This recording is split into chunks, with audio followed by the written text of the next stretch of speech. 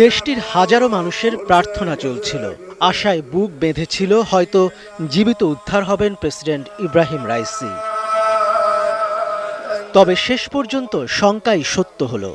দেশটির রাষ্ট্রায়ত্ত television president Raisi এবং পররাষ্ট্রমন্ত্রী আব্দুল্লাহিয়ান সহ কয়েকজন জ্যেষ্ঠ কর্মকর্তার মৃত্যুর বিষয়ে নিশ্চিত করেছে।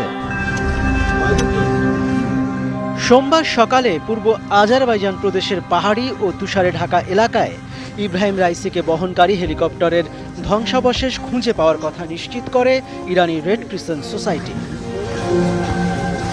বিধ্বস্ত হেলিকপ্টারটি পুরোপুরি ধ্বংস হয়ে গেছে। ড্রোন থেকে তোলা বিধ্বস্ত হেলিকপ্টারের ছবিও প্রকাশ করা হয়েছে ইরানের রাষ্ট্রীয় সংবাদ মাধ্যমে।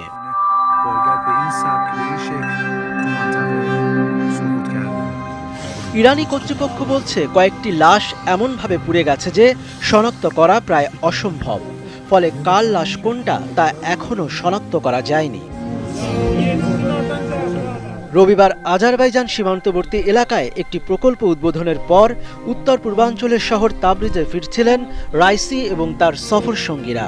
ঘন কুয়াশার মধ্যে হেলিকপ্টারটি পার্বত্য অঞ্চলে দুর্ঘটনায় পড়ে।